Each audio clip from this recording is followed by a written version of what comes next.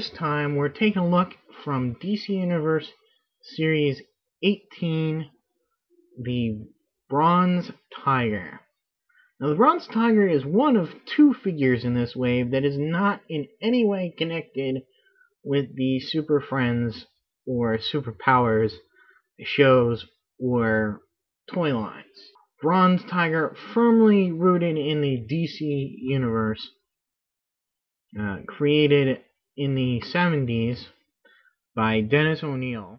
He first appears in Richard Dragon Kung Fu Fighter #1 in 1975. More on that later. We'll take a look at the figure first before we get into his background. So we'll first take a look at the back of the package here, where you can see a brief bio and statistics. Other figures in this wave, and the Collect and Connect figure, Apache Chief. He's got a nice, pretty much the basic buck body again. The only addition here is they've added on this sort of karate-gi soft plastic here on the bottom of the around the waist of the figure to give it that martial arts feel with the black belt. Very nice paint job, and this matches very nicely the plastic on both the legs and the chest area. So very nice. The tiger print or theme goes all the way around on his arms, his legs, on his back here. Very nice.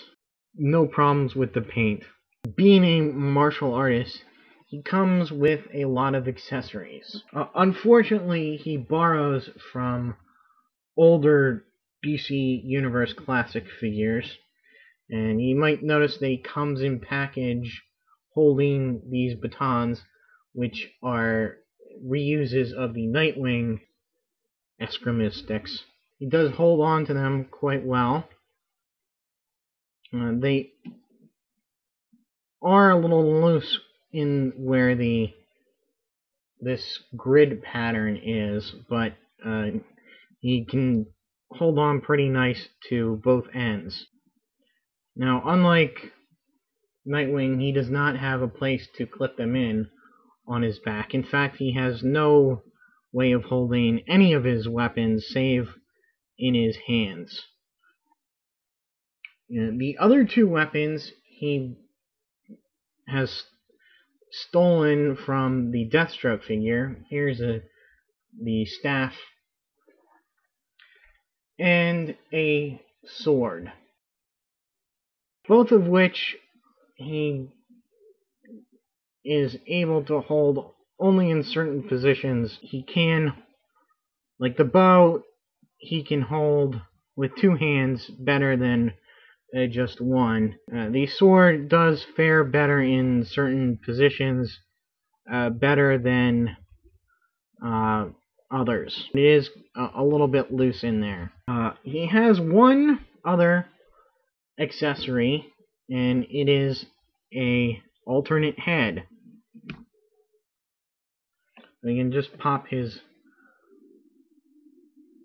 head off, and just like his original appearance, he wears a tiger mask. Now this mask is kind of funny. It's both goofy and fearsome at the same time, if you ask me. If you look at it, it really doesn't look like a mask that he's wearing. It's just got some great details on there with the eyes and inside the mouth. Compare the heads here.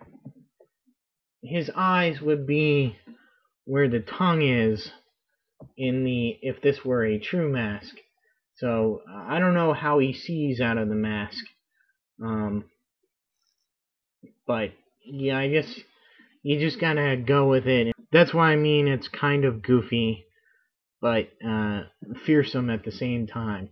A Bronze Tiger is Ben Turner. Like I said, he first appeared in Richard Dragon Kung Fu Fighter in comics.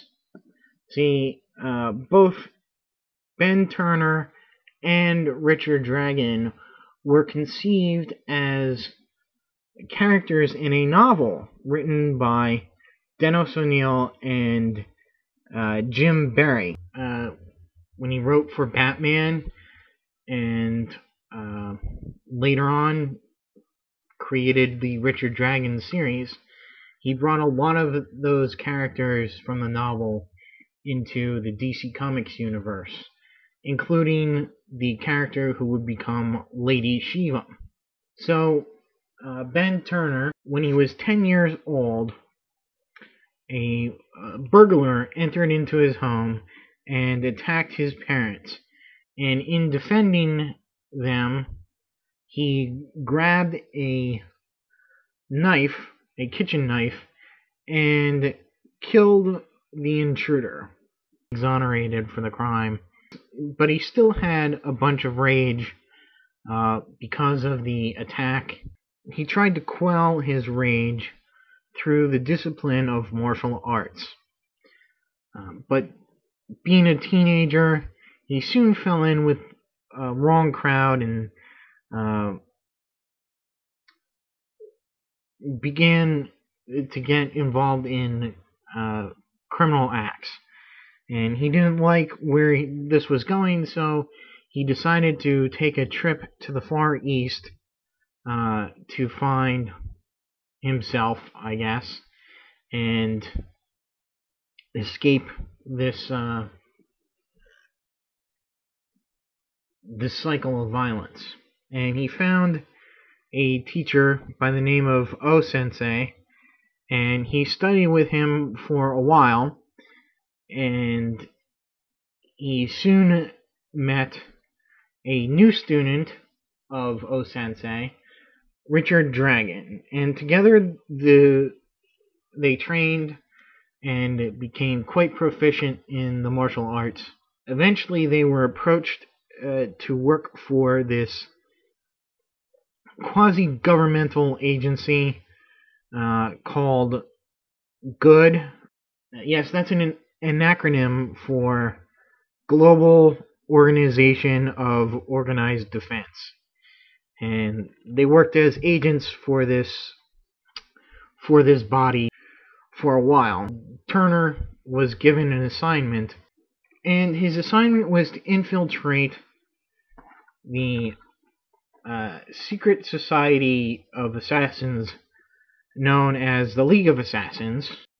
However, he became brainwashed by them, and it's kind of hinted at later on as a retcon that he might not have been completely brainwashed, but that was just a cover story invented by the agent who wanted to cover up the fact and that he was committing crimes in order to break up the League of Shadows.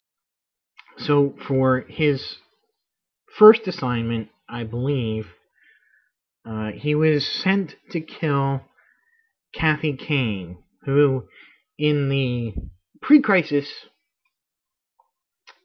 continuity was the original Batwoman.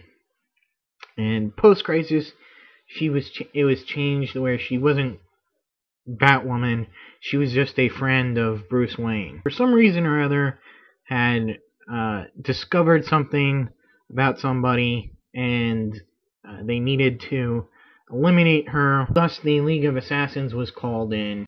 And in the story, Bronze Tiger faces off against Batman, and he actually defeats Batman. He allows another assassin to kill Kane. Now, later on, I believe Batman and Ben Turner got together and sort of resolved their issues about Kathy Kane. So anyway, soon after that, King Faraday, who had who is an agent of the CBI, the sort of DCU equivalent of the FBI. Rick Flag and Nightshade rescue Turner from the League of Assassins, and Amanda Waller deprograms him and invites him to become part of the Suicide Squad. And he agrees to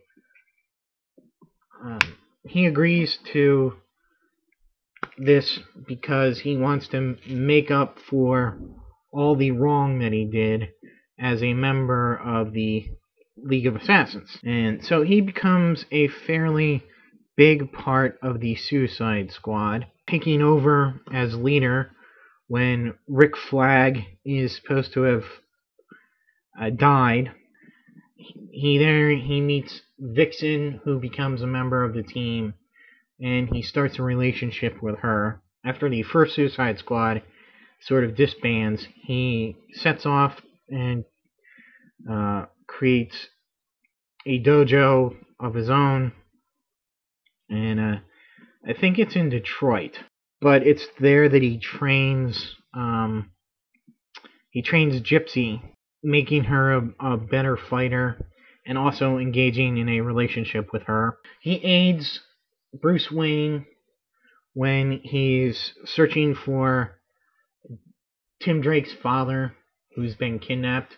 This is during the time that Bruce had just been recovering from his back being broke by Bane. Oh yeah, and it's also retconned that during his time with the League of Assassins, he trained the Cassandra Cain Batgirl, and she later comes up and comes to his dojo. He reconciles his guilt over training her to be a killer at such a young age, and she forgives him, I guess.